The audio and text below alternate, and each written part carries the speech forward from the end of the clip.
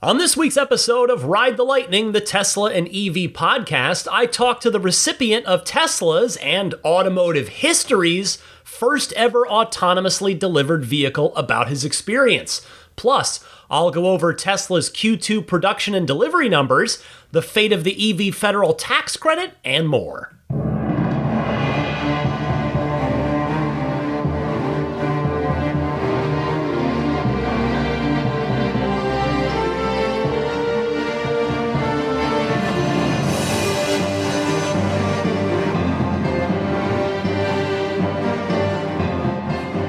What's happening, friends? Alongside Daisy the Boxer and Lily the Silly Labrador Puppy. My name is Ryan McCaffrey. Welcome to episode 518 of Ride the Lightning, your Tesla and EV podcast, publishing on July 6th, 2025. I've got last week's date in my notes. Let me fix that. July 6th. There we go.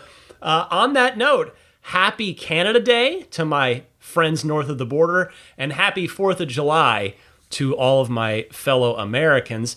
And Tesla themselves, makers of the most American cars in the market, are themselves getting into the spirit of Independence Day by running a little promo around red, white, and blue paint colors. You can get ultra red, pearl white multicoat, or deep blue metallic for free, meaning it's got a maximum value of $2,500 with any new inventory or custom order purchase of a Model 3 or a Model Y, and any inventory purchase of a 2025 Model S or Model X. I specify that because the mini refreshes that we just got, which included the new frost blue color, are classified as 2026 models. They are exempt from this. So new 3 or a Y, or inventory new 3 or a Y, or a new inventory 2025 S or X, you've got to order by July 14th. Well, Tesla was already 2/3 of the way there with this promo on the Model 3 Performance specifically, which, as I told you about recently, offers pearl white multicoat and deep blue metallic at no extra cost, in addition to the default no cost, the single, normally just by itself, no cost option stealth gray. So hey, now you can get free ultra red on a performance Model 3 as well, without having to buy FSD to get that free color, because that's promo still going. And thus, you'd still get the tax credit, and more on the tax credit in a moment. But obviously, the majority of buyers are not buying a Model 3 Performance, so I think this is a pretty nice little incentive for folks. I think it might help tip some fence sitters over said fence into the buy camp, particularly with the federal tax credit news that I've got to share with you right now. And that is, yes, unfortunately, every Tesla and every other qualifying EV in the United States is about to get $7,500 more expensive for qualified buyers. The government's budget bill was passed by the House and the Senate and signed into law by the president this week. As part of it, the $7,500 EV tax credit on new cars and the $4,000 credit on used vehicles will be eliminated at the end of this quarter, meaning September 30th is the final day to take delivery of a qualifying EV. Now, thankfully, we are all in the US spared the $250 per year per car, well, per EV, registration fee that had been in an earlier version of the bill. Thankfully, that did not make it to the final version that got signed into law. So that's the one sliver of good news here. So now what? Well, this will almost certainly spike Tesla's Q3 numbers, at least relative to the just completed Q2, which I'll give you the numbers for that in a little while. And it potentially may spike the numbers year over year, meaning compared to Q3 of last year. I think the bigger question is, what happens to Tesla's demand in Q4 and beyond? Now, you might think I'm setting up for some sort of doom and gloom thing here, and that's not necessarily what I'm going for. But it is going to be, I'm put it this way, I don't think sales are going to surge when the tax credit goes away. I think it's going to be a bit of an uphill battle, not just for Tesla, but for anyone selling an EV, whether that's Rivian, whether that's Lucid, whether that's a legacy automaker that also sells gasoline cars. I think this is going to make EVs a tougher sell. Now, granted, I acknowledge this is not the first time that Tesla has operated without the tax credit. It got phased out once already, and Tesla did just fine at that time.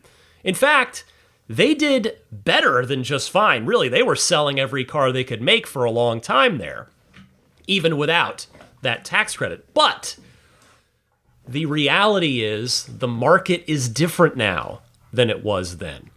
Interest rates are higher, and the EV market has unfortunately softened a bit across the board.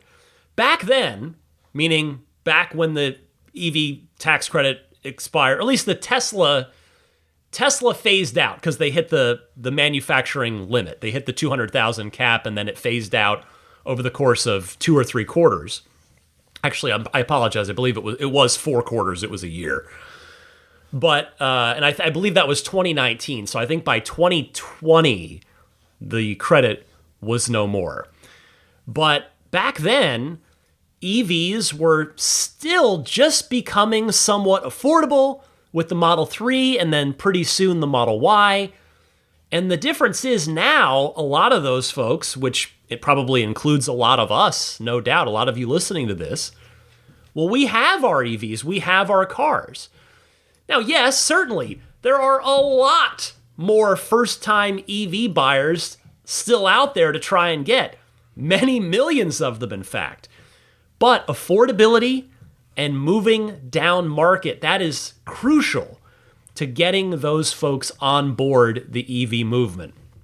So, will the Model Y Mini, aka the Model 2.5s as I've been calling them, will that more affordable Tesla that we've been promised end up being priced the same as maybe the after-tax credit price of the Model Y long-range rear-wheel drive is right now, meaning $37,500. That is where a Model Y starts after the tax credit right now. Hopefully, Tesla can get it lower. Now, this week's new Patreon poll, I'll give you last week's poll results in a bit, but this week's new Patreon poll, which you can go vote on right now, I posted it early this week since I knew in advance what my poll question was going to be. So that new poll question you can go vote on now at patreon.com/Tesla podcast. And a friendly reminder, it's open to the public. You don't have to be supporting me. You don't have to be backing me on Patreon. Just swing on by and cast your vote in the Patreon poll. And that poll question asks if the elimination of the $7,500 tax credit after this quarter will affect your next vehicle purchase plans. So check that out again at patreon.com/Tesla podcast. Now, I will give you the results of last week's Patreon poll in just a moment because it does tie into this next story, and that next story is this. As I sat down to put my notes together for this week's podcast, well, I realized, it's July, and there is no Model 2.5 yet, aka the Model Y Mini. So that means the Reuters report that I covered here on this podcast about the Model Y Mini being delayed was correct after all. And the reason I bring that up is because you may recall that their sources weren't sure if it was getting pushed to Q3 or maybe even into next year. So now we just have to sit back and wait and see. That said, we might not have to sit back and wait for too long on some sort of update on it because I can almost guarantee that it's going to get asked about on the next earnings call, which is coming up in just a few weeks, since you may remember that Tesla had said that those more affordable models were on track to start production in Q2 on their last earnings call, despite that call occurring after the Reuters report.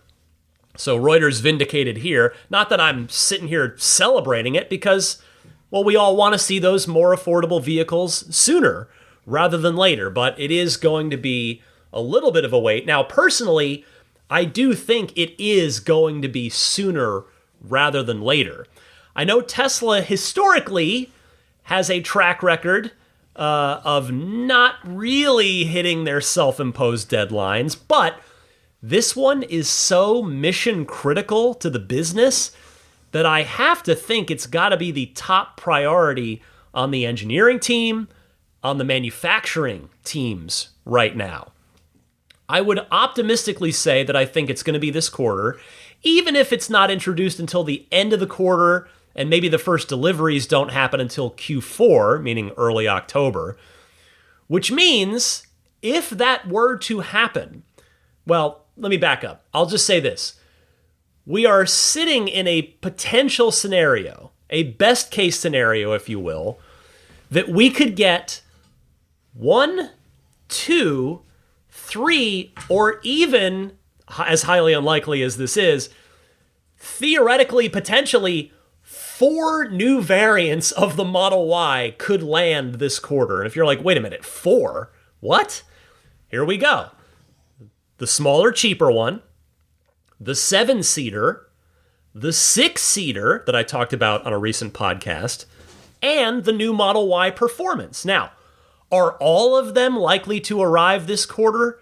Almost certainly not.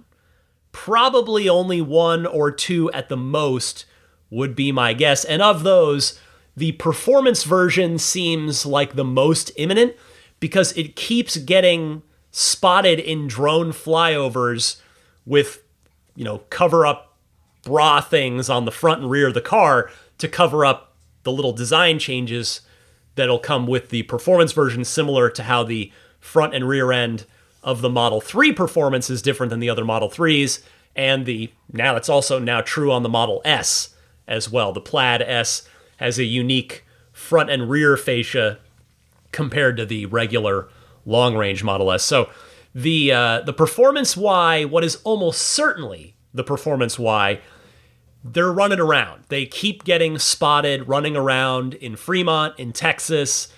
They seem to be very imminent.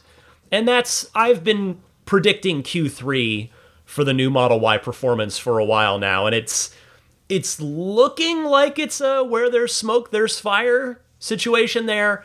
But again, it's possible, if unlikely, that we could also get the Model 2.5 or the Model Y Mini, the 7-seat Y, and the 6-seat Y in addition to the Performance version. So we'll see which of those, if any, end up showing up here in Q3. I suppose 3 of those are definitely happening. The Performance is definitely happening. The Model Y Mini is definitely happening. And the 7-seater is definitely happening.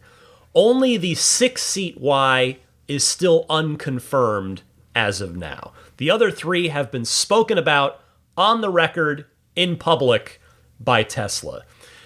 Now, in light of the end of the tax credit after this quarter, it would certainly seem like Tesla will do everything that they can to try and get the cheaper Model Y, the Model Y Mini, if you will, out in Q4 when they can theoretically offset some or perhaps all of what could be a dip in demand after that tax credit is gone. I'm not going to say it like it's a sure thing, but again, I can't imagine demand going up in Q, at least year over year from Q4 to Q4. Obviously, Q4 is usually bigger than Q3 anyway, so in that sense, demand will be up, but we'll see what happens in Q4 once the tax credit is gone. Now, as promised, this week's Patreon poll results. The question was, when do you think the more affordable Tesla, aka the Model Y Mini, will arrive. I just realized I put a really dumb typo. I left a word out of the poll question. I wrote, when do you, the more affordable Tesla? Whoops. I guess I must have been pretty tired when I wrote that one. Anyway, everybody got what I was getting at. So when do you think the more affordable Tesla, aka the Model 2.5, aka the Model Y Mini, will arrive? 35% of you said next quarter, meaning Q4, October to December. And I think the plurality of you there, those folks, those 35% that voted that way, you've got a good chance to be proven correct on that. 24% of you thought it would push into Q1 of 2026, meaning January to March. Now, I can completely understand the thinking behind voting for that in the poll because, well, that's historically the quiet time. That's the theoretically easiest time in terms of the effect on production and delivery is to do a new variant in Q1. So I totally understand people choosing that one, 24% of folks. 17% of you, in other words, about 1 in 6, thought it would be this quarter. We shall see. I hope you're right. 15% of you, right behind, said July 2026 or later. So saying 15% of you thinking it is way the heck far away still. And then just single digits on a couple of other choices. So thank you to everybody for kindly taking the time to vote in this week's Patreon poll. And again, the next one is up right now if you'd like to go vote. Speaking of Patreon and speaking of paint colors from earlier, I hope all of you who are kindly and very generously supporting the podcast at that $10 per month tier or higher on my Patreon enjoyed this week's Lightning Round bonus mini episode. Again, I do those every week on Patreon for that most popular tier, the $10 tier, or anybody higher than that as well. The subject this week was about paint colors. It was about taking inventory of Tesla's paint colors over the years. It's basically kind of figuring out how many of each paint color there have been since Tesla's been building their own cars for the last 13 years now. And I think you might be surprised at which color wins in this and how many of each color there has in fact been. So if you're interested in hearing that and you'd like to support the podcast, you can do so on my Patreon page, found again at patreon.com/Tesla podcast. The base level support tier is just $5 a month.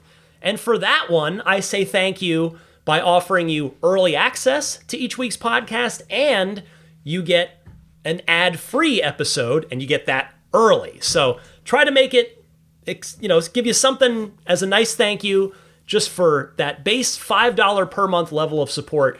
And if you are kind enough to step up to that $10 per month tier, you'll get the ad-free episode, you'll get it early every week, and you'll get those lightning round mini episodes. There are now 149 of them.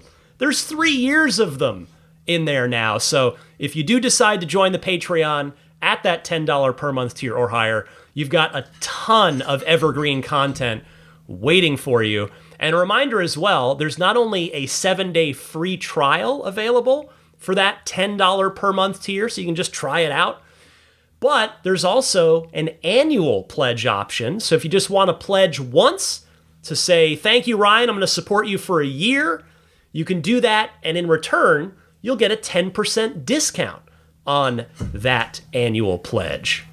Well, we're this far into the podcast, and we haven't even talked about Tesla's Q2 production and delivery numbers yet, so let's do that. And then after that, we'll talk to the recipient of the first ever autonomously delivered car in the history of the automobile. So Tesla's production and delivery numbers for Q2.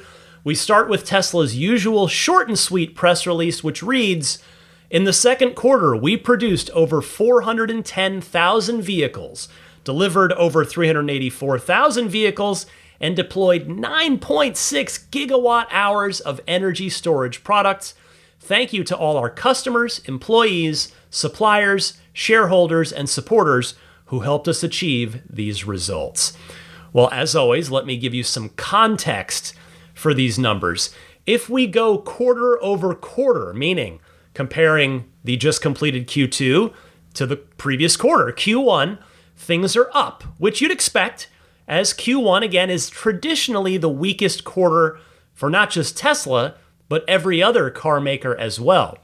In Q1, Tesla produced over 362,000 cars and delivered over 336,000, meaning if we just look at deliveries, honestly, that's what I prefer to focus on, is how many did they actually deliver.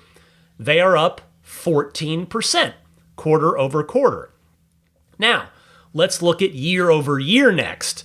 So in Q2 of 2024, when the Model 3 was still ramping back up after the new version came out, they did 444,000 deliveries. Again, approximately. I'm going to spare you the exact number. So that means that they are down about 15% year over year. Again, maybe some of that can be attributed to the new Model Y, which still doesn't have all of its variants back in the lineup yet as of Q2 of this year. So a bit troubling there, a bit troubling with those numbers. Next, I would like to zero in on the Model S, Model X, and Cybertruck. They're all lumped in the other vehicles category. And the reason that I do want to spend a minute on this is because, unfortunately, it's newsworthy. The news is just not good. There's really no other interpretation of the other vehicles category than not good.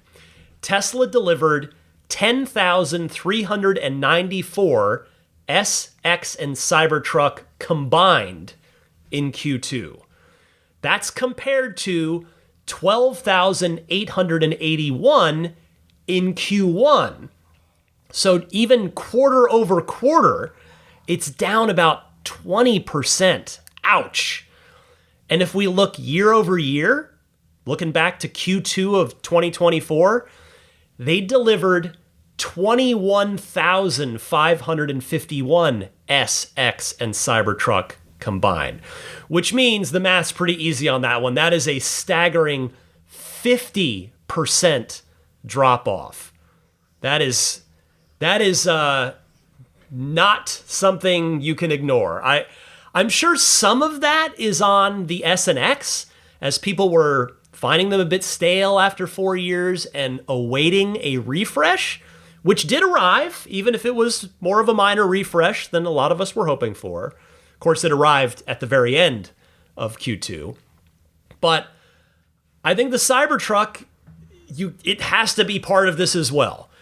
Because the fact of the matter is, if the Cybertruck had any meaningful demand, the other vehicles category in this quarterly production and delivery report would be going up every quarter, and especially year over year, no matter how dire things were for the Model S and the Model X. The long-range rear-wheel drive Cybertruck, the $70,000 variant, the stripped-down $70,000 variant, began delivering right at the end of Q2 in June.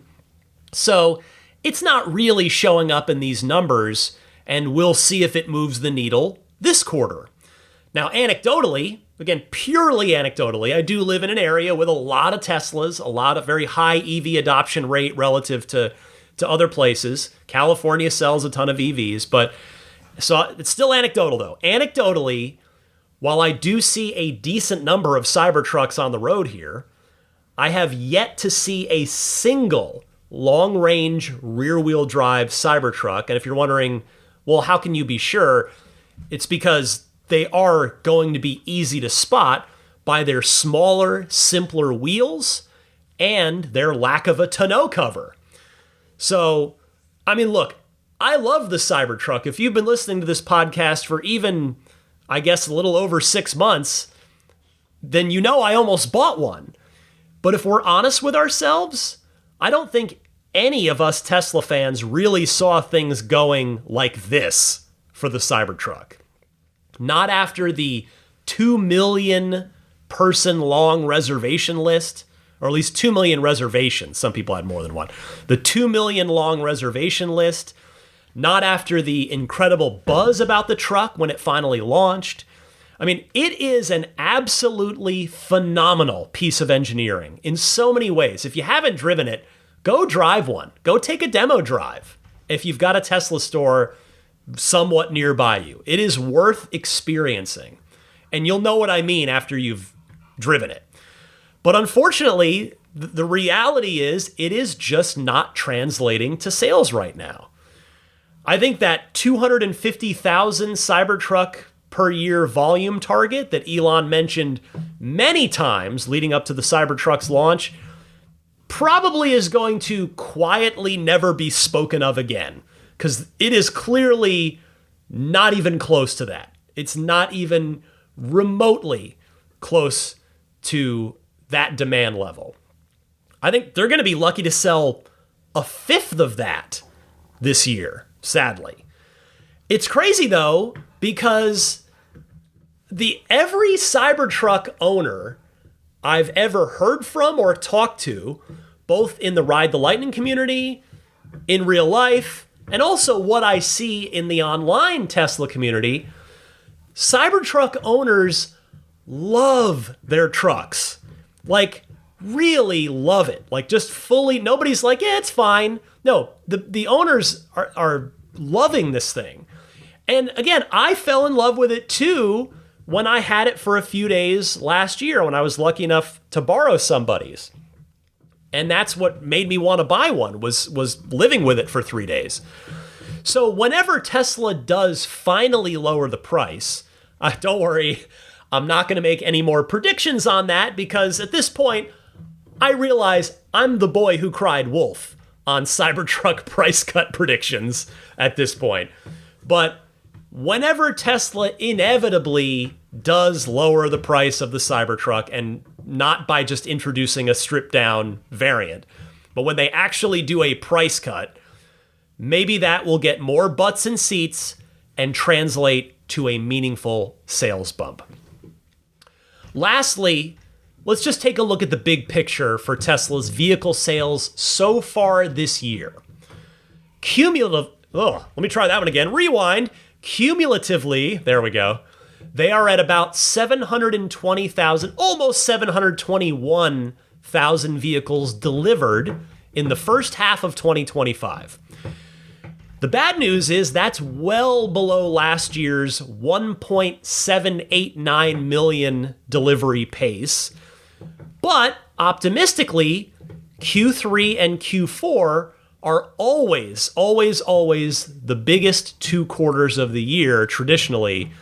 I don't even think we can pretty much lock it in that Q3 will be bigger than Q2, Q4 will be bigger than Q3. That's just barring some insane. Okay, Lily, you are chewing on the desk and it might be coming through the mic. You've got to, and don't worry, again, I think I've said this before, it's a ancient desk and I don't actually mind that she's put some bite marks in it, but not during the podcast, pups. I gotta record. I gotta have a good sound experience for my audience. Otherwise, they're just gonna be like, this is annoying to listen to. All right, anyway. Last year, 1.789 million vehicles delivered. Q3 and Q4, the biggest 2 quarters of the year. So we will see where Tesla lands for the full year. To match last year, let alone exceed, to match, they would need to do 1,068,423 cars in the second half of the year, or meaning they would need to average over 534,000 vehicles in each of the next 2 quarters, meaning this one and the next one, which of course is Q4. That seems unlikely if we're being realistic, because they didn't even hit 500,000 in Q4 of last year, let alone in Q3, and let alone 534,000. Now, we should see a bit of a demand spike right now, this quarter, due to the end of the federal tax credit, as I already talked about earlier in the podcast. But will that simply be offset by the effectively raised prices in Q4? Perhaps if that aforementioned Model Y Mini, the more affordable vehicle, comes along in Q4, that'll level things out, or maybe even better than that. Maybe it'll even be a plus for Tesla that'll fully cancel out and more the cancellation of the federal tax credit. But we will have to see what happens on that one. Coming up in just a minute is that interview with the recipient of the first ever autonomously delivered vehicle. But first, a couple of important things to mention. First of all, the 11th annual Tesla raffle from Chesed Chicago is here. Again, you've all helped raise a lot of money for this. It's an awesome cause. These past couple of years that I've mentioned it here on the podcast, here is your chance to do so again and hopefully win the EV of your dreams in the process. There have already been 10 winners. This is year 11. This year, it could be your turn. Choose from, say, Cybertruck, maybe a Rivian R1S, a Model S, a Lucid Air, whatever you want to do, take, or 50 grand in cash, if that's more appealing. It's your pick, your choice from the exclusive raffle prize lineup that includes way more EVs than the handful I've just listed here. And whether you buy one ticket or 100, it is a win-win because you get a shot at an amazing prize. Plus, your ticket helps Chesed Chicago support families in crisis through over 80 life-saving programs, from food and furniture to job placement and more. Only 9,999 tickets are going to be sold. And if you buy 2 or more tickets before July 10th, which I'll have a promo code for a discount on 2 tickets in a second here, you'll also be entered to win a bottle of Tesla tequila valued at $1,600, and that's with no strings attached. You'll still be eligible for the main vehicle drawing. So go to ccraffle.com now and use the promo code RTL to get $25 off of 2 tickets or $500 off of 15 tickets. That's ccraffle.com, code RTL, or click the link in the episode description. It's your chance to win big, give bigger, and maybe become the next winner of a luxury EV. Thank you all sincerely for entering this once again to help out such a great cause. And then otherwise this week, I also, of course, have my friends at Accelerate Auto and their XCare extended warranty option, which I have on our 2018 Model 3 Performance, and it is come in handy, and I think it can come in handy for you as well. They continue to celebrate 10 years. Their 10th anniversary is just ahead of mine. That's pretty cool. 10 years of protecting EV drivers across the country. To mark the occasion, they're giving you 10% off their industry-leading EV warranty, XCare EV Protection. Just use the code XUSA10 at checkout. If you drive a Tesla, a Rivian, or any electric vehicle, you know that repairs out of warranty can get expensive. XCare has your back, covering major components like the battery and drive unit, plus offering roadside assistance, rental coverage, and a hassle-free claims process. As I've talked about over the months, I've seen what these guys do. I'm a customer. They are EV pros, and they make sure that you're covered when it matters most. So, if you've been thinking about protecting your EV, now is the time. Visit xcare.com and use the code XUSA10 for 10% off, but don't wait. This offer is only good for a limited time. Again, that's xcare.com, XCARE.com, code XUSA10. Drive smart, drive protected. As I mentioned on last week's podcast, I was able to get a verbal agreement for an interview with Jose Garza, the recipient of the first autonomously delivered car in automotive history.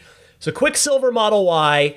You've probably all seen the video by now. If not, well, actually, Tesla emailed everyone the video, which I don't blame them for. It's an awesome, awesome video. I even watched the full, just 1x speed 30-minute version today, and I still found it super interesting. I mean, do you need to watch the full 30-minute? No. The 3-minute, fast forward cut delivers just as much wow as the 1x speed 30-minute version, but watch one of them at least. It is awesome. So here is that interview with Jose. It's 20 minutes long. And after that, I've got more Tesla news for you coming up. So enjoy the interview.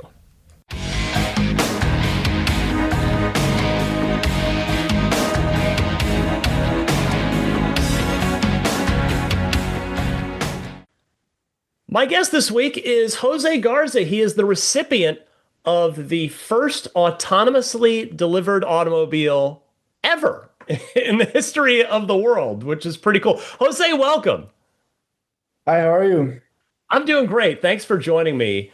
So I've got a bunch of questions for you. I don't want to take too much of your time here, but I wanted to start with this. Was it just surreal to see your own new car that you'd ordered recently just come around the corner and pull up towards you with no one inside the car? Yeah, it was definitely the easiest process that I've ever been through. It was all done through my phone and then just walked outside and the car just came towards me. And yeah, just got in, unlocked it, and it was easy as that.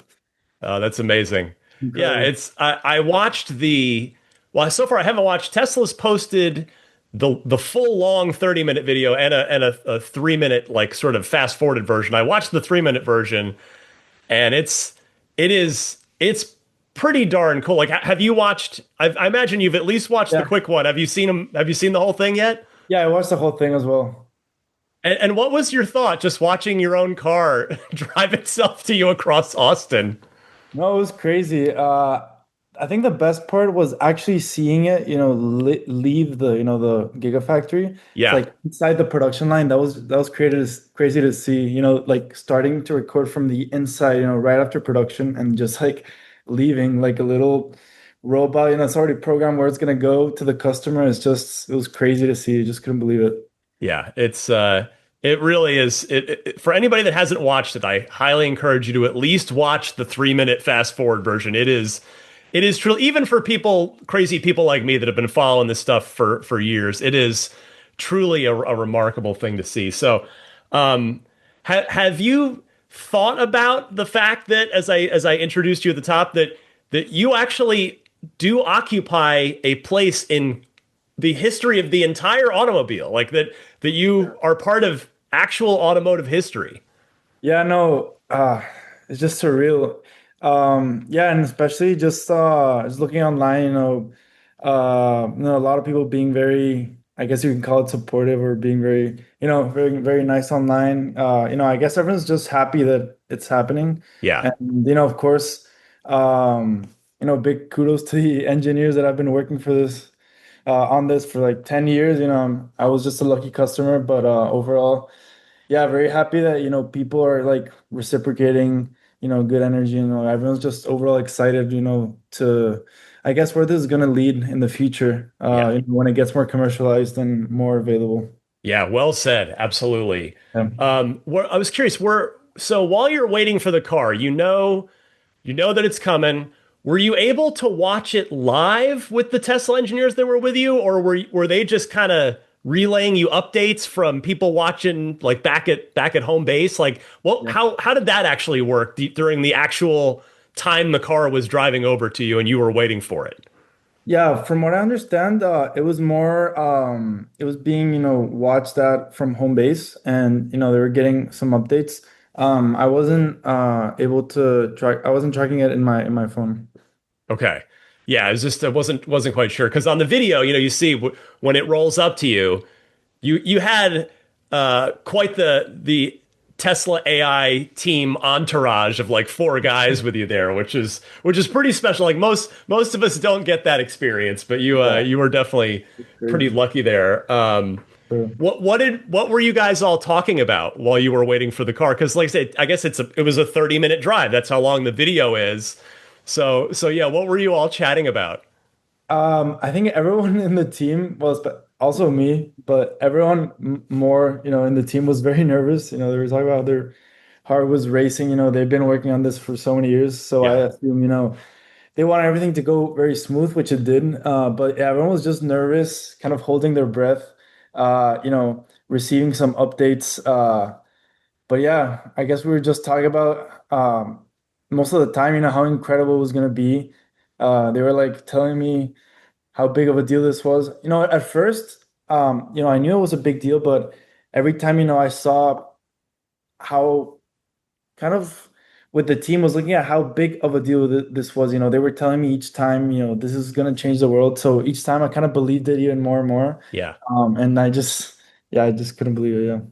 I know you're just talking so much about kind of good energy out there, and I don't want to I don't want to go against that, but just while you were talking, the thought occurred to me.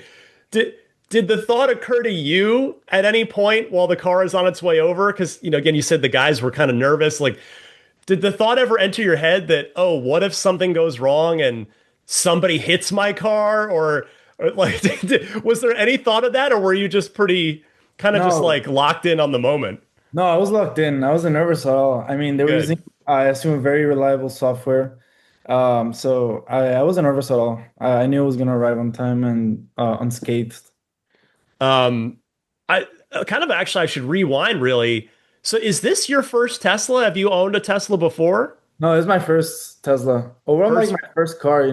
I've back home. I drive my father's car sometimes or my brother's car, but I was studying before these past 4 years in Boston, so I never really had to drive. I just took like the T, like the yeah. train. So here in Austin, I definitely did want a car. So yeah, it's my first car as well. And what led you to decide on a Model Y? Yeah, so my dad has the 2024 Model Y, and I've driven it before. I really love it. He always told me that he doesn't miss at all having to go to the gas station.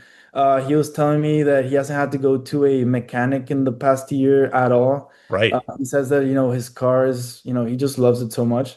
So then the thought of having that car, but even better with the new model, was just very attractive to me. And, overall, I think it's at a great price point compared to other cars, and to what it gives you. Yeah. Honestly, top of the line software is just insane. And yeah, that's kind of what led me to get it. Had you driven your dad's car at all? Oh yeah, yeah, I Yeah. had. Okay. So Yeah, you've experienced a Tesla before then. You just right. hadn't owned one yet. Yeah. Um, did you test drive the new Model Y prior to ordering it? I did not. No. Okay. So you went Yeah, in straight off of yeah, straight up. dad's, your experience with your dad's and his Yeah, recommendation, and but you knew that obviously it was a pretty improved version of what right. your dad has. Yeah, and I was just going online and I was just looking at, the improved soundbar in the front, the lights, the bigger screen. Then in the back seat has an additional screen, Yeah. better software. Just overall, I was looking at all that stuff, and I just wanted to get it. Yeah. That is awesome. And I always my audience knows I just love the kind of little details of things. Mhm. What you chose Quicksilver, which I think, for my just personal opinion that doesn't matter to anybody but me, I think Quicksilver looks the best on the new Model Y. I think it just suits the new Y really well. Did you agonize over what choices to make, or did you land on the Quicksilver pretty quickly, as it were? Yeah, so I wasn't really sure what color I wanted, but then I was driving back home. And then I just saw the new model with the Quicksilver, and it was kind of like a click, like an instant Yeah. connection. Like I was like, I need to get that color. Like it just looks so good, especially with the black wheels. Yes. I just, it was like an instant kind of love for the color and the car overall, and just how the lights look in the front with the gray Quicksilver is just so good. Excellent. Oh, I love that. Yeah. Did you, just out of curiosity, your car autonomously delivered itself? Did you order FSD with your car? So funny enough, I did not. I do I have love that. Oh my gosh. Go ahead. Sorry. Go ahead. I do have the free trial now, and I will definitely be buying FSD. But I just thought, my work is 10 minutes away from my house. I just thought I wasn't gonna use it that much. Right. But now that I'm here, I have a lot of friends. For example, I'm in Austin, like friends in San Antonio, in Dallas. You definitely drive it. Of course, it's like a supervised version, but I can like drive it in the highway or anything. and I can definitely use it. And the other day, it was yesterday and 2 days ago. This weekend especially, I was just testing it, and it's so awesome. Honestly, I love the self-driving feature. I didn't really use it in my dad's car at all, Yeah. but I'm pretty sure, yeah, he does have it, but I never used that. I never knew, how good it felt, like how stable and yeah, just felt safe as well. So you've got is there a free trial on your car right now then? Yeah, for 30 days. Okay, I couldn't remember what the new cars were currently coming with. All right, so it's winning you over then. Oh yeah, I'm gonna be buying it for sure. Nice. Yeah. Um, so walk me through how all this came together. I mean, I saw a couple of your posts on X. Not Yeah. everybody in my audience has seen it, but Yeah. so you had the car ordered. You're a first time Tesla customer. You're not like a quote unquote influencer or crazy podcaster like me, Not at and all. you just so somebody from Tesla just calls you a few days before your scheduled delivery. So I had my delivery scheduled. I was supposed to pick my car up in Palm Springs, Texas, like the location, Tesla factory in Palm Springs. And I get a call from someone from Tesla, and they were telling me, we have this really great opportunity. We want your car to actually deliver itself. They didn't mention, or at least I wasn't up to date on, if this was going to be the first one. They didn't mention that it was going to be the first one. They were telling me the only thing is the interior is going to be white, and we might not have the Quicksilver available for Hmm, this specific model. So I was like, I didn't know what to do, so I told them like, could I call you back tomorrow? And then in the morning before I called them back, uh, someone else from Tesla called me back, and they told me, actually we were able to get your exact car, and we good. can get it delivered. So I was like sold on it. I said yes, love to be a part of it. And then it was kind of like little by little. At first, I thought, it's gonna be great. It's gonna be first car that they're gonna deliver autonomously, but I didn't know. I guess I'm not too in like the autonomous car kind of world. I didn't know how big of a deal it was, so I like keep getting calls after from them like, okay, we're gonna do this schedule stuff. They asked me if they could come and see like the place to see how they could set up cameras. And then like for example, when a lot of the big team pulled up, I was like, oh my God, this is like big. This is Yeah, really, and like they were telling me, how big of a deal this is, this is going to be the first one, could put it in a museum or something. Like, they were just telling me so many great things. And like, I was just seeing the excitement from the team and how big of a deal it was to them. So each time it got bigger and bigger. But yeah, I ordered it. I got the call. They asked me if I wanted to be part of it. They were telling me that they wanted it to be like a real customer. So some people think I'm affiliated with Tesla. I'm not at all with Tesla. Uh, yeah, they wanted to be a real customer. So yeah, very grateful for that. And yeah, just like follow through the whole process, communicate with them. Like just said they told me they set up a time on that Friday. And yeah, it all worked well.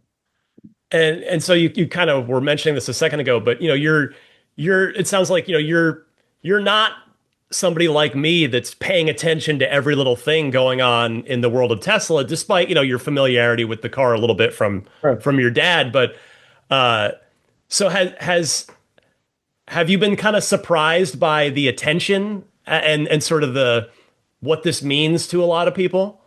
Yeah, no, I'm actually very happy. I've been reading like all the replies in X. I actually never used X. I had an X account, but I just used it to like follow some people and stuff. Yeah, But I wasn't really big of an X user. Now I use it more, obviously because of this. And just looking online, what everyone's saying, and across the whole world, it's just yeah, been learning a lot been learning a lot, especially, what it means to a lot of people. And it's just great to see, people, how excited they are, like cheering me on and stuff, saying like this is part of history. And yeah, insane.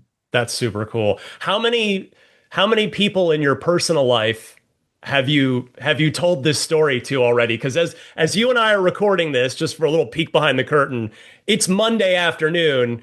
You've Mm. had the car for just 3 days so far, but like, so how have you had fun like telling this story to people in your life? Yeah, so I obviously told this to my family and a lot of my close friends. And then what's been the funniest thing, I have some cousins like in San Luis in Mexico. They were telling me that I appeared in like one of the the online like newspapers, and they that's how they found out. And that was crazy. Like, a newspaper like posted the tweet that I put and saying, first car that got delivered. Some friends that saw like a lot of TikToks online from the different car communities. So like a lot of people have reached out, like they couldn't believe like it was me. But yeah, I've told some my friends and family, and then other people that I didn't, has been very surreal that they found out, by their own ways. But yeah.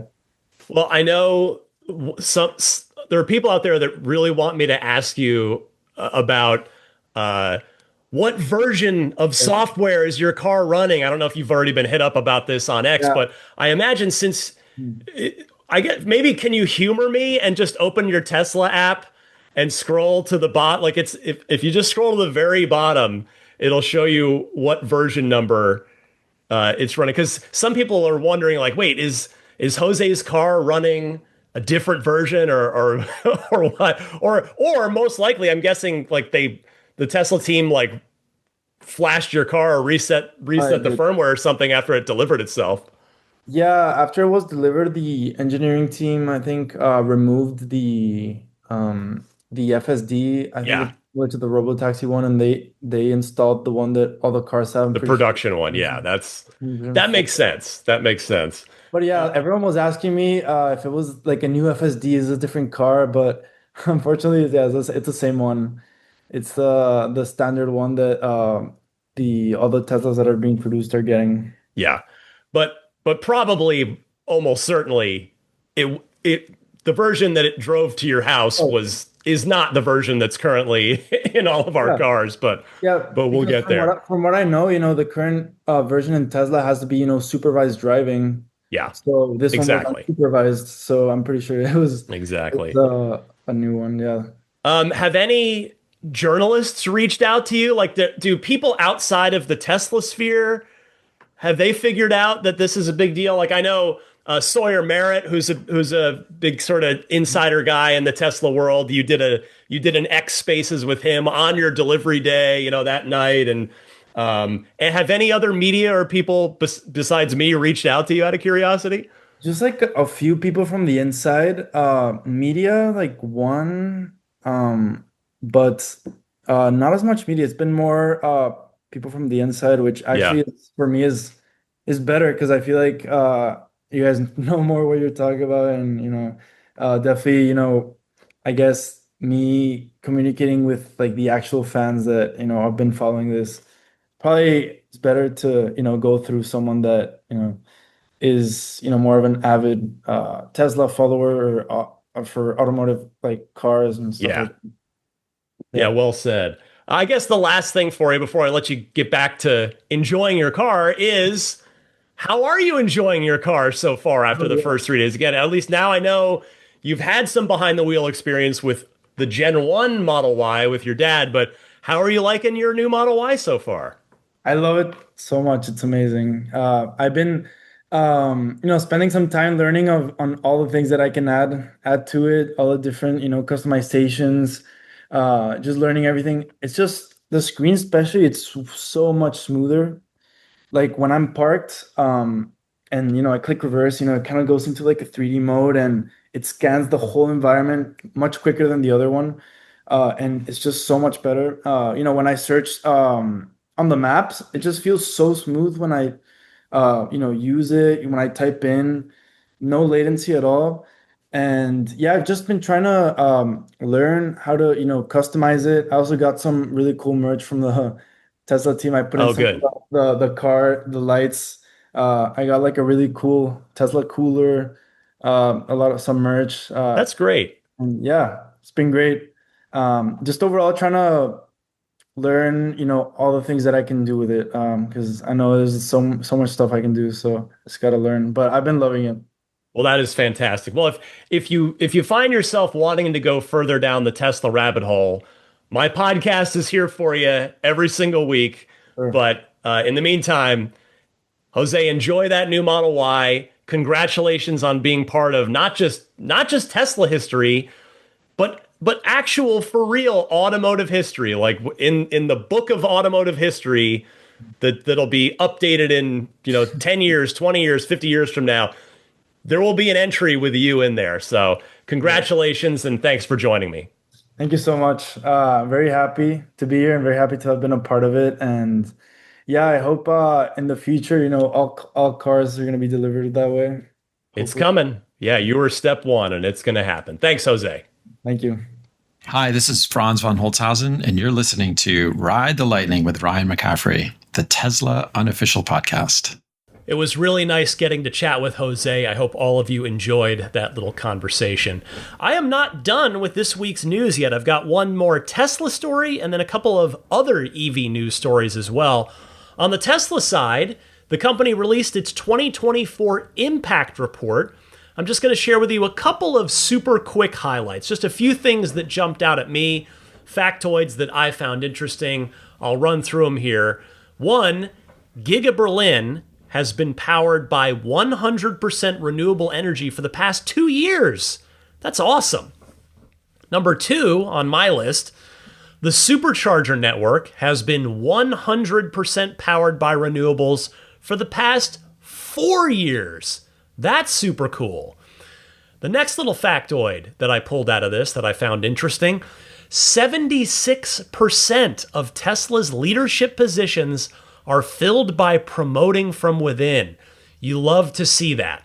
You love to see that. And I think that's why when people move on, when you see longtime people move on, like the head of the autopilot team, the AI team, he moved on, and then you've had the next guy come in, and the team has continued to roll. So it's promoting from within. That's awesome that they're filling leadership positions by promoting from within.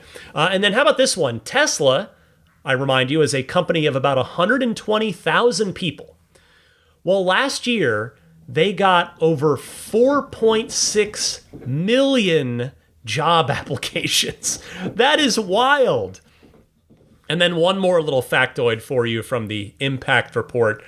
In 2024, Tesla processed enough battery material through their recovery and recycling processes to manufacture the equivalent of around 21,000 Model Y rear-wheel drive vehicles. That is a pretty sweet recycling figure right there. Now, there's plenty more in the impact report, of course. The basic version is 41 pages long, which of course I went through. But then the extended version, which I confess I did not read every single page of, is over 200 pages long. But those were the handful of factoids that jumped out at me.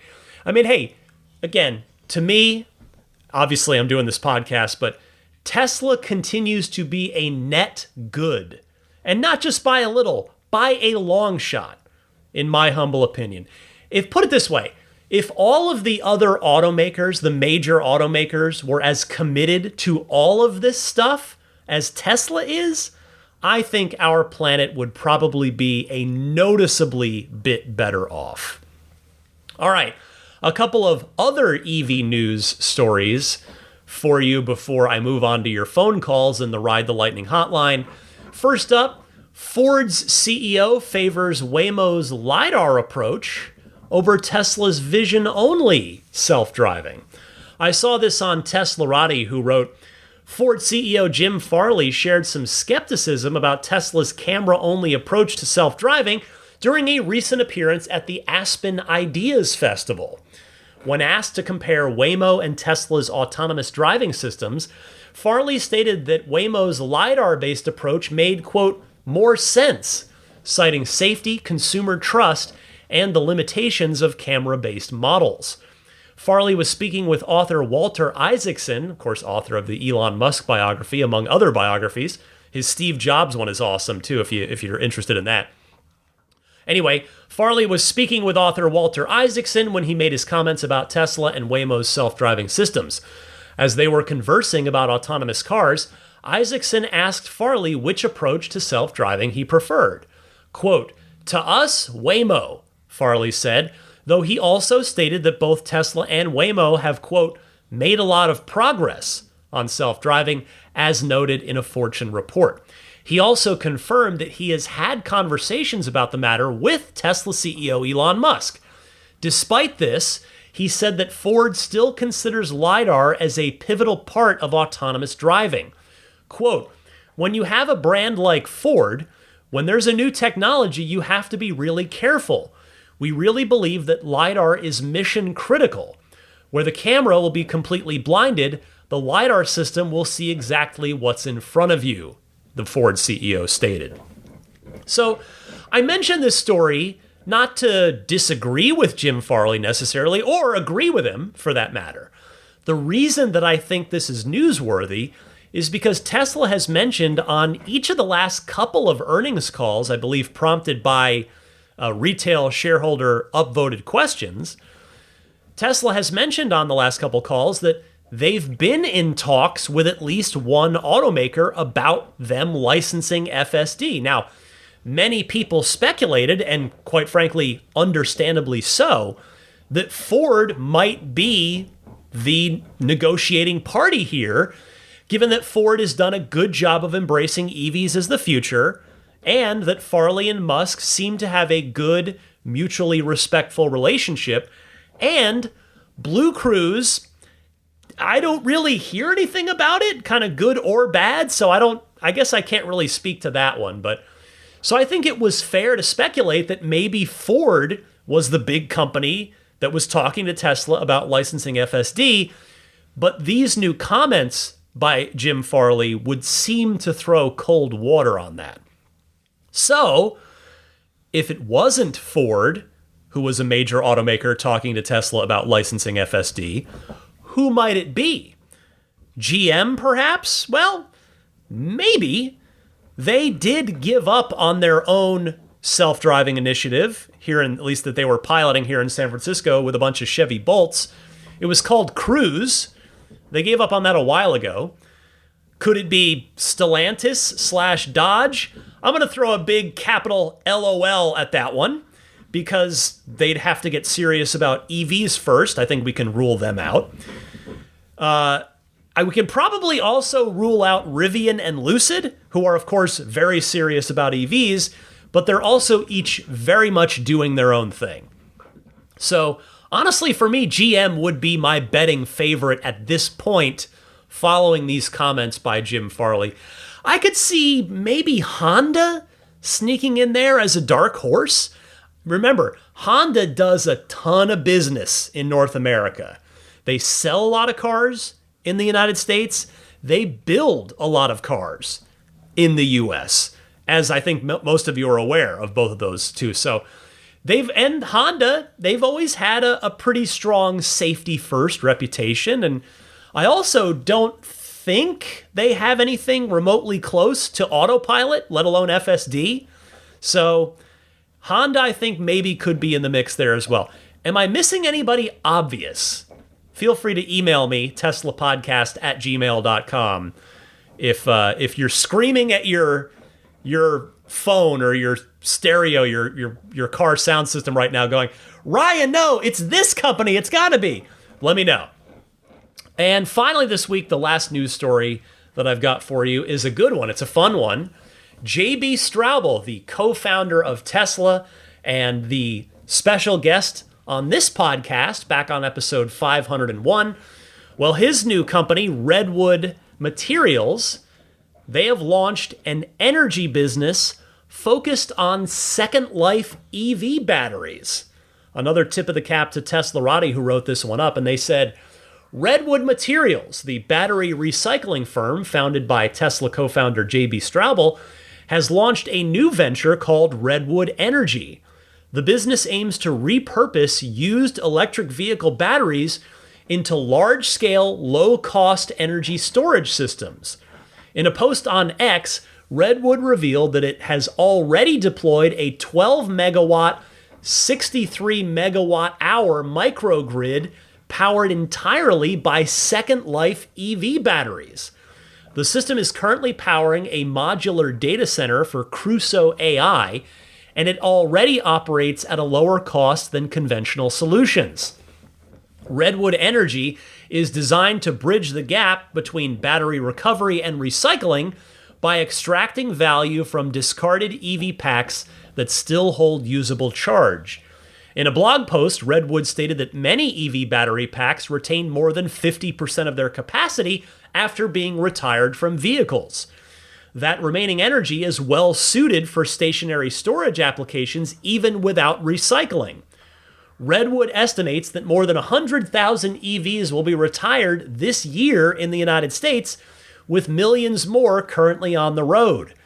These vehicles represent hundreds of gigawatt hours of storage potential.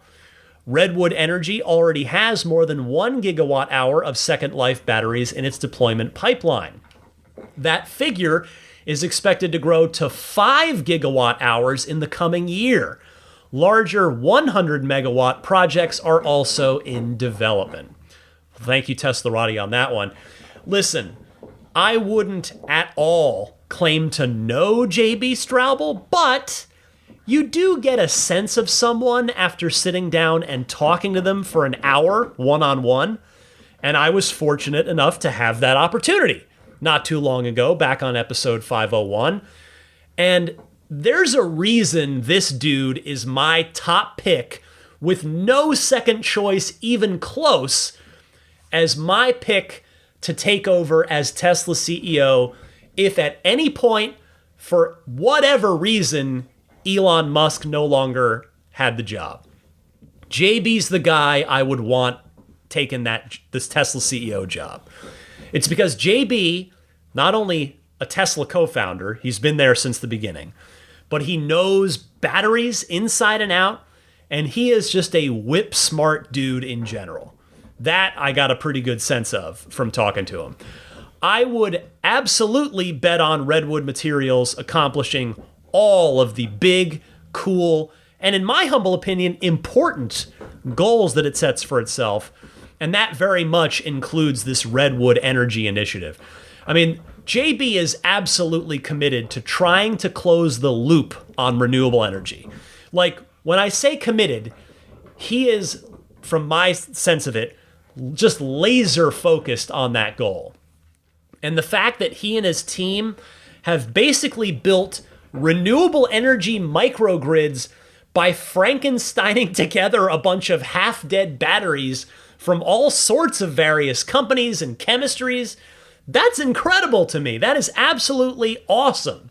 So congrats to JB Straubel and the team at Redwood Energy on the first real-world step into what is sure to be a hugely important part of our collective renewable energy future.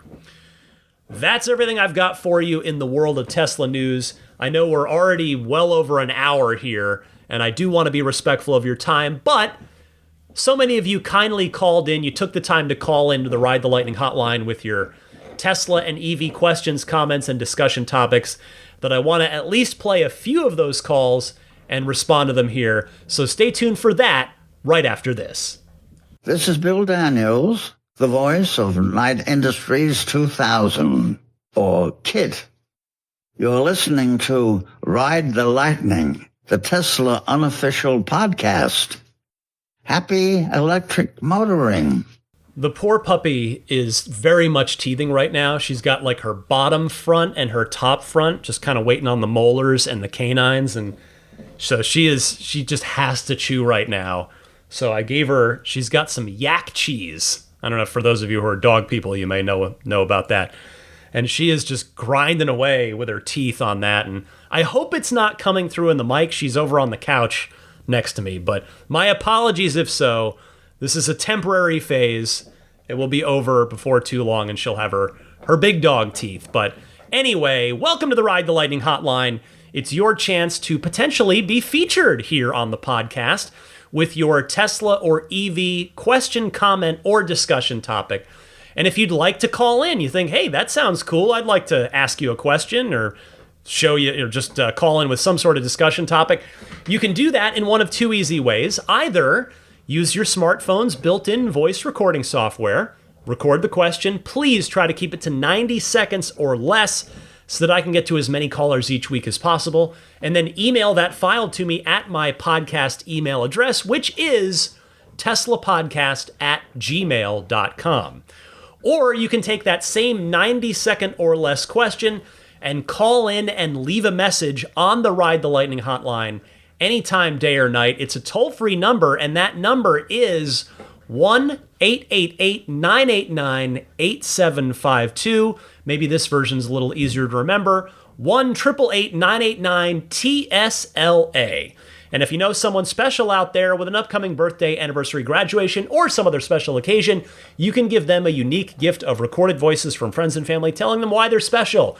The recordings can be podcasted or put onto a keepsake. Visit lifeonrecord.com to learn more.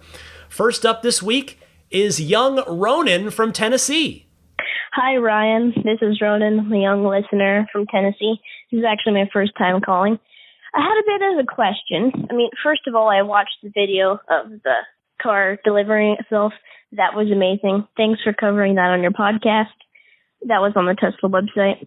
Also, I wanted to ask, in our neighborhood, a lot of people own motorcycles, and it gets a little annoying when it's at night, midnight, and they start revving those engines, and you wake up. And I was thinking, wouldn't it be nice if they had Tesla motorcycles? It'd be so much quieter. We could sleep in peace. And so I looked it up and found out that Elon had an accident when he was young. And so that made him concerned about motorcycle safety. I am too, but, a lot of people here have motorcycles. So I was wondering, do you think Tesla will ever make motorcycles?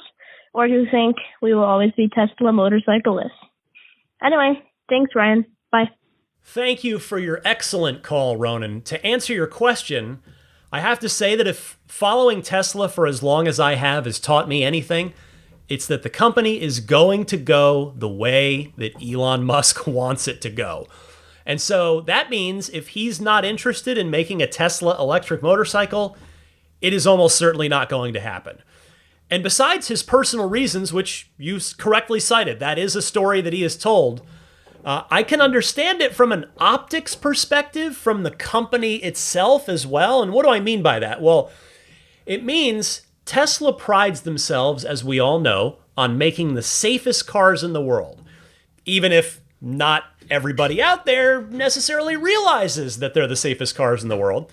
But anyway, if Tesla did an EV motorcycle, inevitably somebody would get seriously hurt on it, either from their own actions or from someone else's actions, getting hit by somebody in a car or a truck. And unfortunately, in that situation, the headlines would simply be, "Man dies on Tesla motorcycle," without any of the necessary context. And I just don't think Tesla's looking for any of that kind of undeserved scrutiny. They unfortunately already have enough undeserved scrutiny thrown at them at any given time. Fortunately, I can tell you that there are some EV motorcycles out there, like Zero. Look up Zero motorcycles. They're pretty cool. So the good news is that EV motorcycles do exist. You can buy them. And apparently they're pretty good and have pretty good range too. So hopefully they continue to get better and more motorcyclists will choose to switch to them.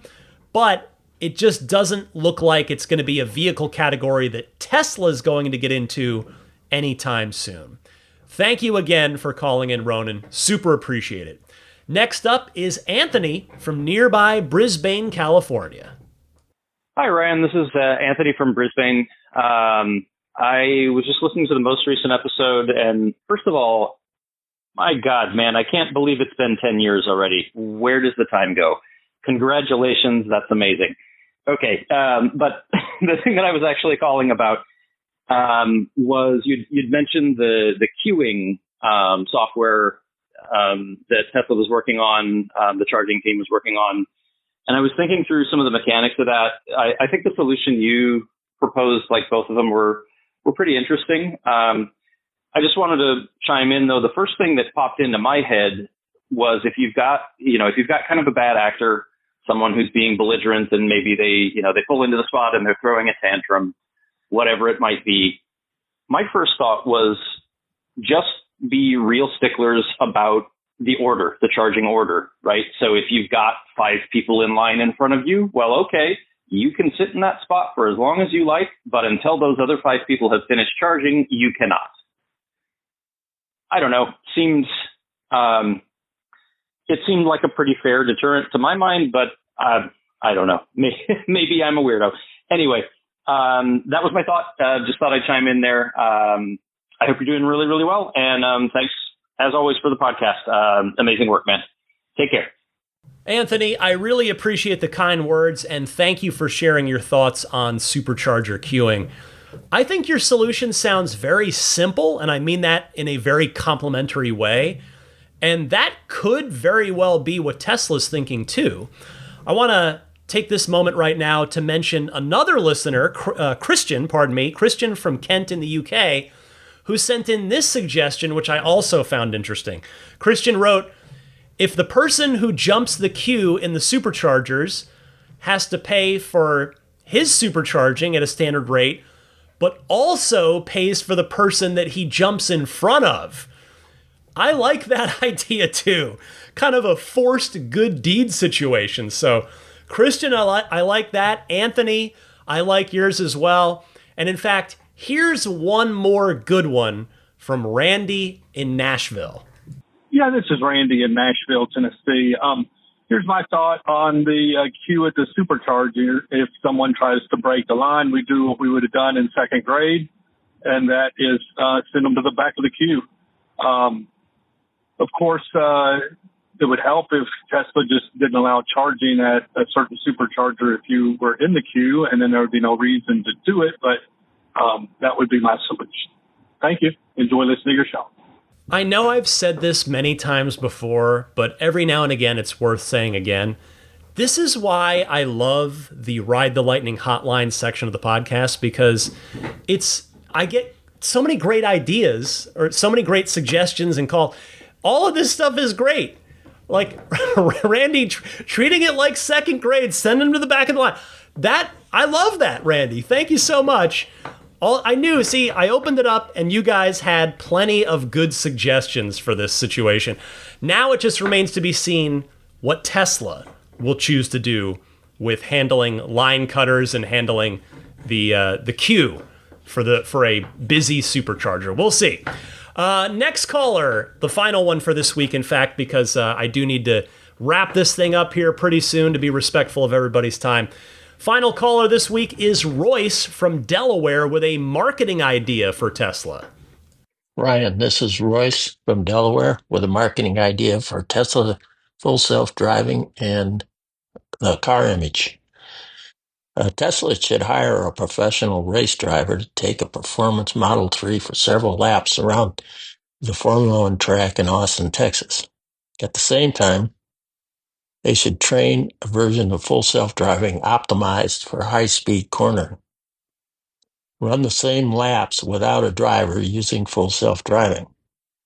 If the performance exceeds or is nearly as good as the professional driver, it would really be pretty newsworthy. The brand impact should be kind of like the Pontiac GTO, Ferrari GTO runoff of the 60s. Further, the Formula One tie-in would benefit the rather soft European market for Teslas and derive exposure from the upcoming Formula One movie release. Thank you. Royce, thanks for your call. And honestly, I love this idea. And theoretically, it's possible using robotaxi software, provided it could be pushed to the edges of its performance envelope in that closed environment, instead of solely focusing on driving safely. Now, funny enough, your call reminded me of this. Rimac has said that they are working on this exact thing, actually. Yes, the $2.4 million hypercar, the EV hypercar, Rimac Nevera. It has cameras, it has LiDAR, and they call their system Driver Coach. It's on their website. Like, you can go. I went and looked at it after I listened to your call and was like, wait, Rimaac's doing that, right? And when I Googled it, that's what came up, is their own website, Driver Coach. So in theory, it's going to help drivers get better at driving on the track and putting up better times, better lap times on the track. So we'll see if and when they actually get that out to their owners. But yeah, theoretically, there's no reason Tesla couldn't do the same thing, kind of flip FSD on its head and turn it into a crazy, awesome track driving optimization software. And who knows, maybe if and when the next generation Tesla Roadster ever arrives, maybe that's what FSD will be for that car. Or maybe they'll do that, similar to what Rimac is cooking up for the Navara. Thank you very much, Royce. Thank you to everybody that kindly took the time to call in and leave a question for the podcast. I will get to more of your Ride the Lightning hotline phone calls on next week's show. I promise you that. But for now, it is time to move to the last couple of segments of the podcast, starting with the Soul of Adventure. Yes, my car. That's this segment. What I tell you what's going on with me and my car. And it's actually not so much my car as my wife's car, the Spirit of Adventure. And the thing is interesting. This is happening right now. So this is literally going on right now. I'm recording on the 4th of July. It's now 9:13 p.m. Pacific. And it's dark. The fireworks are popping off all around San Francisco. I can hear them booming out the window. And thankfully, the puppy seems unfazed. She's just busy with that yak cheese. And Daisy's never been fazed by fireworks, thankfully. So she's just laying on the couch looking at me going, when is it bedtime? Why are you still talking? Anyway, but my wife is out with her brother tonight, which is great. And she told me before she left, she said, I want to try FSD. And that, I have to say, that's a big deal for us. In this household, that is a big deal. After 6 months of this being her car, and she's been driving it manually, not even basic autopilot, she's been driving it herself the whole time, which is fine. She's finally ready to give it a shot. And like I said, as of this recording, she's not home yet. She's still out with her brother. So I haven't heard yet how it went. I will report back on next week's podcast, provided I don't forget. But I will try to remember to report back next week. But this is super cool. And I didn't pressure her. And honestly, I can honestly say, I didn't even try to hint at it, suggest it. I haven't said anything. I haven't said anything about it. She just came to it completely on her own. So I'm really curious how she will find it.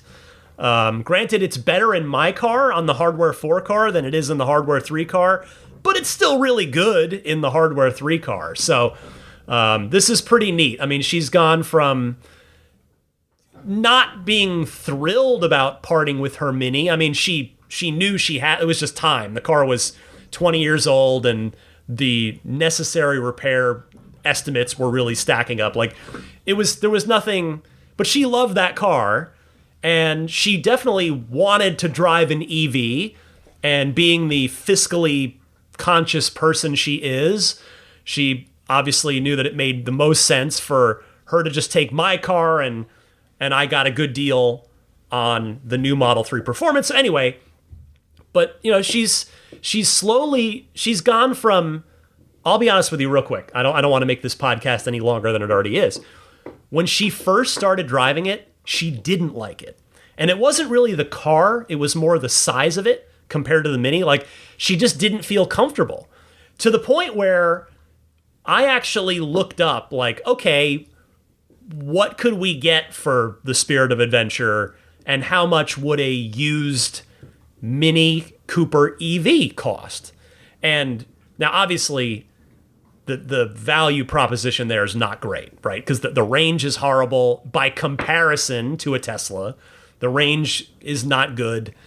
But if it was going to make her happy to have an EV, to have a Mini Cooper, and it would be an EV version, okay, I was very willing to do that. But she gave it more time, and she's gotten around. Like every now and again I ask her, like, oh, how you feeling about the car now? And she's like, I really like it. I'm totally used to it. And she has said that she likes the car, which is, since she's not a car person at all, if you've been listening since the early days of this podcast, you know that when I've talked about it, she is not a car person in the slightest. She's the opposite of me in that regard.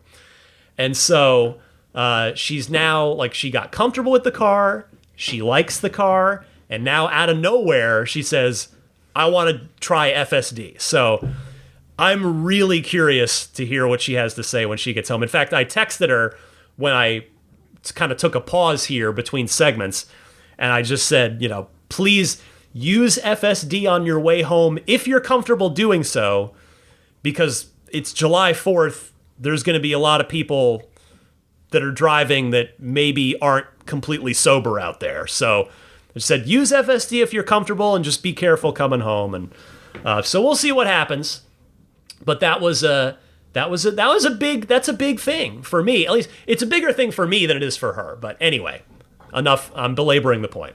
Also, a silly little thing, but I'm just going to say it anyway, as far as what happened to me with my cars this week. I found myself last weekend, after I had recorded last week's podcast, I found myself in the longest organic Tesla caravan that I've ever been a part of. There were 6 Teslas all in a row on the freeway, and I was in the middle. I was like the 3rd or 4th car. Now, what do I mean by organic? I just mean that none of us knew each other, and it wasn't a Tesla Owners Club event where we were all like caravanning somewhere. It was just 6 random drivers on the freeway who all happened to be in Teslas, and for a short time, all happened to be in the same lane at the same time. And again, these are the insane things that normal people don't think about that I can't help but see. And when I noticed it, I was like, oh, there's 3 in front of me. And then I looked behind me and it's like, oh, there's 2. Oh my, wow, there's 6 of us. And that's the longest organic Tesla caravan that I've ever been in. That's pretty impressive, right? 6 Teslas in a row by accident? That's pretty cool. Anyway, here's a quick entertainment recommendation for you before I get to your Tesla pro tip of the week. And that entertainment recommendation is a TV show, and it is The Bear, Season 4 on Hulu. I finished it. All the episodes went up at once. I love The Bear. I know a lot of people are down on Season 3. I certainly didn't think 3 was as good as 1 or 2, but I still enjoyed Season 3. But I thought Season 4 was much, much better than 3, for however you felt about 3. I just love the show. I love these characters. Love the actors, too. So many great actors in it. So if you enjoy The Bear and you want to get caught up, and if maybe I'm breaking the news to you that Season 4 is up on Hulu. So enjoy that if that is of interest. By the way, not safe for children on that one. Just for language. Purely no violence, just a lot of 4-letter words in that show. So FYI, if you were thinking about just checking out The Bear Season 1 on that recommendation. Here's your pro tip of the week. It comes from Peter in Connecticut. Hey Ryan, Peter from Connecticut with some information that may help out a few people in the community.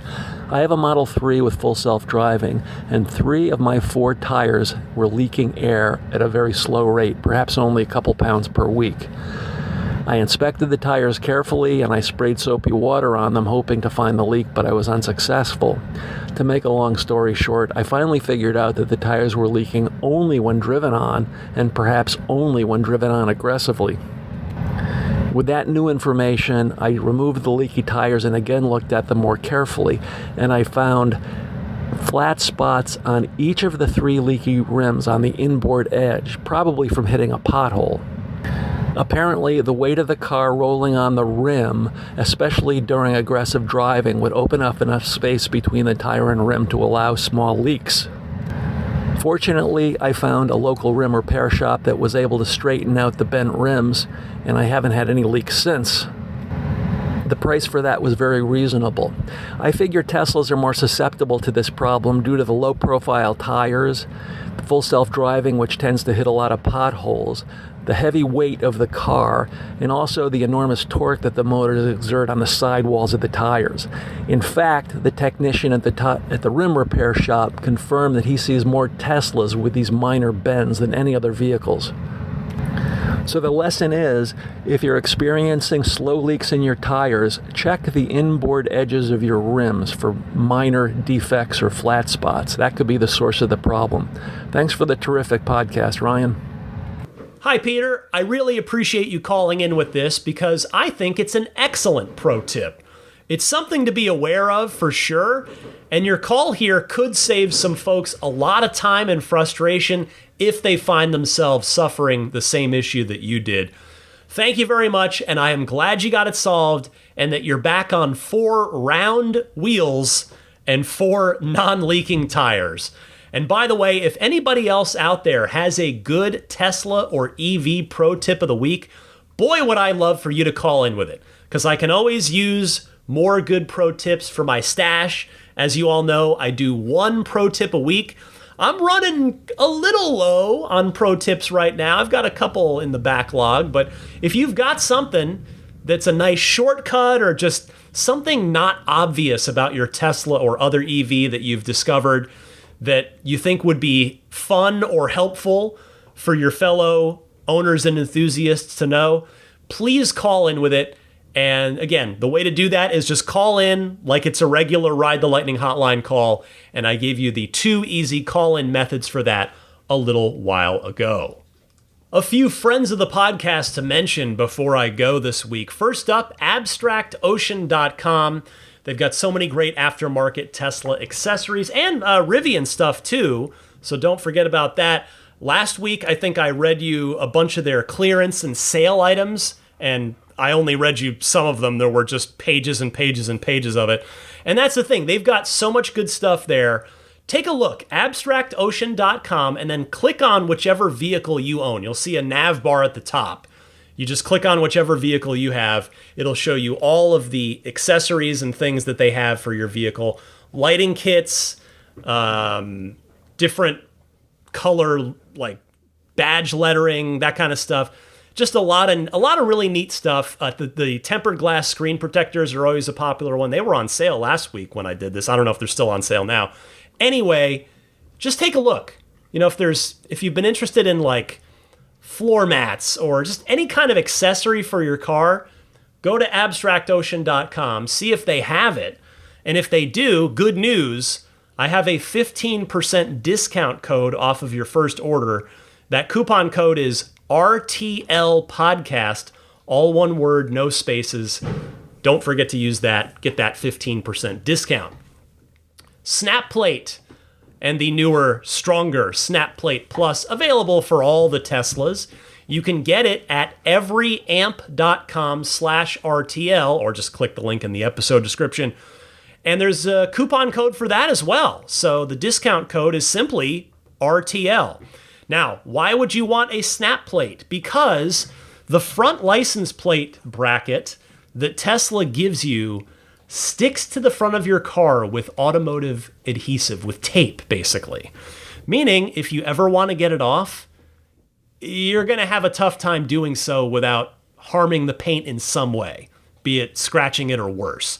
So I recommend the snap plate because it'll go on securely, fairly easily, but it'll also come off without leaving any unsightly hardware behind. And it's a nice minimal design. You guys know me, I like minimalist design stuff. So check it out at everyamp.com/RTL. And don't forget the coupon code RTL as well for a discount. Immaculate Reflections, my detailer here in the greater San Francisco Bay Area. So the Spirit of Adventure, the old car, the 2018 was just there. And as expected, or at least put it this way, I wasn't surprised. When he had it, I said, can you kind of let me know what you think about the state of the ceramic coating? And when he gave it back, said, yeah, you're like in the next year, you'd probably want to look at redoing the ceramic coating. So that means as the Spirit of Adventure turns 7 this month, it means that effectively the ceramic coating lasted 7 years on that car. 7 years of not having to worry about waxing or anything, because ceramic coating takes care of that. So I was told it was a 3 to 5 year thing, but it ended up lasting 7 years. So I'm a big fan of ceramic coating. I'm also a big fan of paint protection film because it saved my paint several times. And I also really like paint correction because it gets the paint finish just looking absolutely incredible. If any of those services, or two of those, or all of them, if some combination of those sounds good to you, and you're either in or going to be in the greater San Francisco Bay Area with a car that you love, whether it's your Tesla or something else in the garage, I encourage you to take advantage of Immaculate Reflections Summer Special. They're offering $200 off of any paint correction service, $500 off of any ceramic coating package. I honestly wish I had the money to take advantage of that right now, but not at the moment, but that's okay. I hope you get to take advantage of it. And then 15% off of any PPF package. Now, if you're going, 15%, that's okay. But, well, guess what? If you were to do full body PPF, that's over $1,000 savings. So thank you so much to Jeff at Immaculate Reflections for offering the $200 off paint correction, the $500 off of ceramic coating, and 15% off of any paint protection film package. Check him out and get in touch to book in an appointment on his website, which is irdetailing.com. My Patreon page, which I did mention earlier on, I'll mention it again here. It's patreon.com/Tesla Podcast. And this is the way that you can choose to support the podcast if you like. And my hope, what I'm working for here, or what I'm hoping to do, is earn your support. Basically, I mean, I'm already, if you've made it this far, I've earned your attention, that you're coming back week after week. And believe me, I don't take that for granted at all, because your time is so valuable. So I'm grateful that you're here. I'm glad you're here. This is a free podcast, and it always will be. It always has been. However, it does take a lot of time, a lot of research, a lot of love, a lot of enthusiasm goes into this thing every single week. So if you would see so in your heart to support me on Patreon, again, those Patreon tiers, you can support me for just $5 a month. And in return for that, you'll get early access to each week's show, and you'll get an ad-free version of each week's show. I think I said that wrong. Each week's show. There we go. Not each week's show. It would be each week's show. I need to go to bed. It's getting late. Anyway, the Patreon. I'd be very, very grateful if you'd consider a pledge at whatever tier makes the most sense to you, whether you want to do the monthly or do that annual one that I mentioned earlier that has a 10% discount if you pledge annually. So that $10 per month tier, that's the most popular tier. And for that one, again, you get the early access, you get the ad-free, and you get all of those 149 and counting lightning round bonus mini episodes that I post each week on Patreon. So consider a pledge, patreon.com/Tesla Podcast. Finally, if you are not already following this podcast on your favorite podcast service, you can do so totally for free. And the reason to do that is you will get a push notification every time there's a new episode so that you don't have to remember to go seek out that new episode. And of course, with this podcast, the new episodes drop every Sunday at 9 a.m. Eastern, 6 a.m. Pacific time. But you can follow me by searching Ride the Lightning Tesla or Ride the Lightning Tesla Podcast on any of the major podcast services, including Apple Podcasts, Spotify, TuneIn, YouTube Podcasts, etc.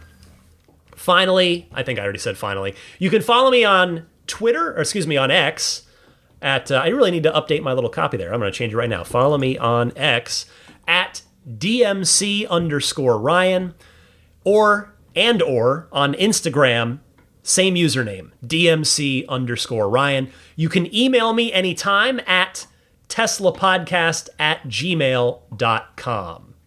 I want to thank the extremely generous folks at the Maximum Plaid and Roadster in Space tier, as well as the Grandfathered in Plaid tier supporters here before I go. I want to start with the Maximum Plaid tier, the monthly Patreon Zoom Hangout, which anybody pledging at the Maximum Plaid tier or higher gets invited to every month.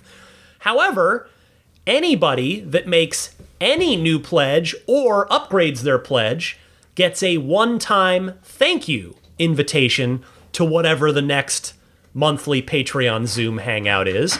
So I look forward to next week's, or at least it'll be this week as all of you hear it. So the next one is coming up this Saturday, and I hope to see the newest Maximum Plaid backer there. Thank you so much for your pledge, Chip Hooper. Thank you so much. And thank you to the rest of the Maximum Plaid backers, Jonathan Wales, Cameron Clark, Daniel Grummer, Seth Capello, Nick and Tony, the Galpin family, Ryan from New York City, Darren Nickel, Kaz Barnes, Patrick Wisniewski, Gil Cabrera, Todd Badger, Joe Edgel, Kevin Yank, the Tesla Owners Club of San Joaquin Valley, Will Stedman, Justin Perez, Jeremy Harris, Chris Beach, Tom Mills, Corey O'Donnell, Aaron, John Cody, Joel Sapp, Paul Casarino, Chris Osborne, KB, Adam Lavoie, Jason Chalukas, Travis Krenzel, Bruce Otterstein, Tom Behan, Josh Pennington, John from Cream Ridge, New Jersey, Dustin Hart, Derek Finley, Charles Clement, Damon Klein, Jeff Brown, Jerry Slinger, Clayton Goodfellow, Kenneth Corbett, Brian Bertoglio, Kim Bay, Troy Sievers, and Nick Jacoby. Next up, big thanks to the Roadster in Space tier backers. These folks get a one-on-one hangout with me each month in addition to all the other perks. Thank you to Pete White, Lyle Austin, Steve Radspinner, Fernando Cordero, Lawton from Chicago, Sean Neidig, Neil Weaver, Jackson Wallace, Rolf and Jennifer Evers, Howard Anthony Smith, Victoria Iacovetto, Tesla Hitchhiker 42, Carol Weston, Robert from near Philly, American Home Contractors, Doug Carey, Michael Gallo, and Tony Figueroa. And finally, I want to thank the Grandfathered in Plaid level supporters, George Cassiopo, Logan Willis, Peter Chalet, Eric Randolph, Dory and Steve Guberman, the Tesla Owners Club of Taiwan, Ron Lee, Charlie Gillespie, Jeff Angwin, Chase Cabanillas, the Lydia family, Aaron Altschul, Jared Brown, Jerome Strack, Jamie Dalton, Mike and Barbara from Louisville, Matt Nixon, the Tesla Owners Club of Wisconsin, Ish, not Elon Musk in quotes, Peter, and the Bear Boys of Colorado. Let me end this episode with an apology.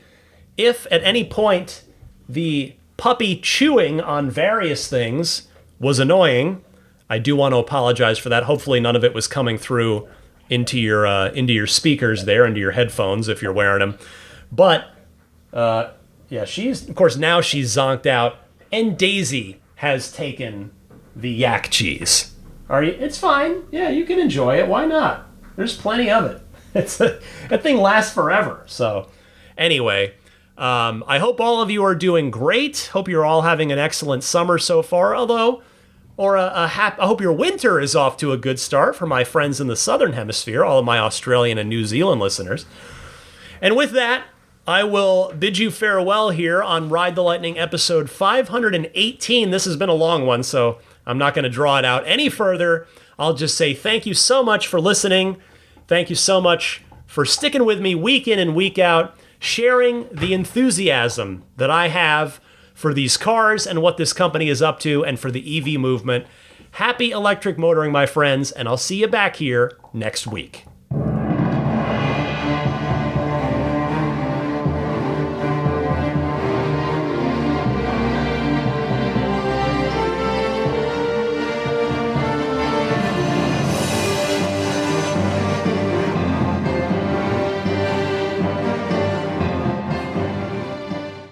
Elon Musk, people don't like Elon Musk. The guy founded PayPal and Tesla, and people are like, yeah, but he's a troll and a bad dad. I'm like, so was mine. He did nothing to fight climate change.